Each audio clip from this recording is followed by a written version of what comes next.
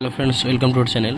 So বিএডের যে exam হতে চলেছে, তো সেখানে কোর্স ওয়ানের মানে চাইল্ডহুড অ্যান্ড গ্রোয়িং আপের যে সেকেন্ড অর্ধ অর্থাৎ সেকেন্ড হাফের যে এক্সাম, তো সেখানে যেগুলো বলবো একটু আপনারা নোট ডাউন করে নেবেন। 2 মার্ক, 5 মার্ক এবং 10 মার্ক এর ভেতর থেকে আসবে, এর বাইরে কিন্তু একটা কোশ্চেন আসবে না। তো চলুন কী ধরনের কী কোশ্চেনগুলো আসবে, কারণ যেগুলো গতবার এসেছিলো দু একটা সেগুলো মানে কেটে দেওয়া আছে, সেগুলো বাকি বাদ দিয়ে যেগুলো এবারে কিন্তু পরীক্ষাতে আসবেই সেরকম কিছু এখানে মার্ক করে দেওয়া আছে। চলুন তো প্রথম চ্যাপ্টার থেকে কী পড়বেন, যেমন হচ্ছে প্রবৃত্তি বা প্রবণতাটা পড়বেন।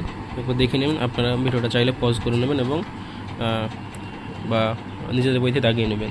দেখুন, তারপর এটা প্রক্ষোভ পড়ার প্রয়োজন নেই, এইটা প্রবৃত্তির বৈশিষ্ট্য অবশ্যই পড়বেন।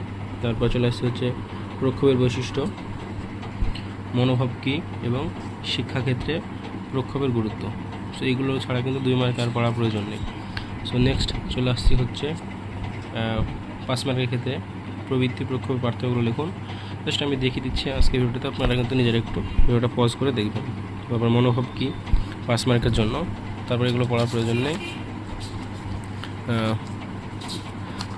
চলুন, এইখানে কিন্তু এই চ্যাপ্টার থেকে কোনো প্রশ্নই পড়তে হবে না। তারপর সেকেন্ড চ্যাপ্টার থেকে প্রেষণার বিভিন্ন ধাপগুলি কী পড়বেন। তারপর অভ্যন্তরীণ প্রেষণাটা কাকে বলে সেটা পড়বেন। গতবারে বাহ্যিক টেস্ট ছিল, এবার কিন্তু অভ্যন্তরীণ আসার সম্ভাবনা বেশি। অভ্যন্তরীণ কাকে বলে, আর আত্মপ্রকাশের চাহিদা বলতে কী বোঝেন। তারপর এখানে দুটো কোশ্চেন, সক্ষমতা এবং নিয়ন্ত্রণ কেন্দ্র কাকে বলে। এগুলো পড়ার বাইরে কিন্তু 2 মার্কের কোনো পড়ার প্রশ্ন মানে পড়ার প্রয়োজন নেই। নেক্সট সক্ষমতা 5 মার্কের জন্য, সেমভাবে 5 মার্কও পড়ার প্রয়োজন নেই। আর চাইলে এই কোশ্চেনে দেখে নিতে পারেন যে শিক্ষাক্ষেত্রে শিক্ষার্থীদের প্রেষণা সৃষ্টির মানে বিভিন্ন কৌশলগুলো।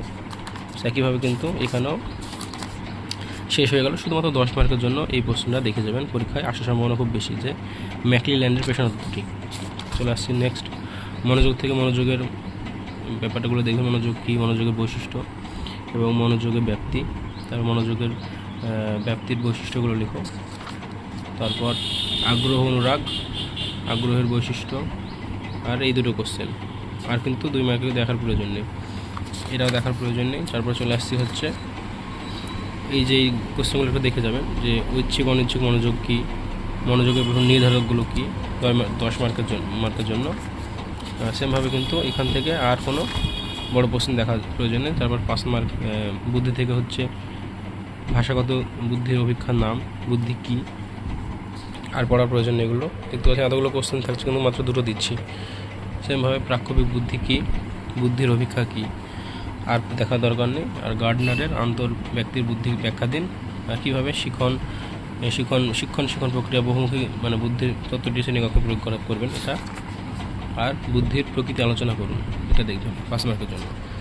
আর তেমন কিছু দেখার প্রয়োজন নেই, এগুলো একটু দেখে নিতে পারেন। এবং 10 মার্কের জন্য কিন্তু একটা কোশ্চেনই দেবো, সেটাই পড়বেন, সেটা হচ্ছে থার্স্টনের বুদ্ধিতত্ত্ব, এটাই পড়বেন। আর কিছু পড়ার প্রয়োজন নেই এই চ্যাপ্টার থেকে।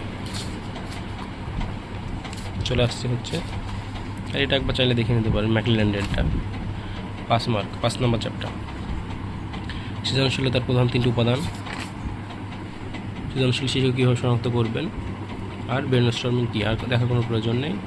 তারপর এটাও দেখতে হবে না।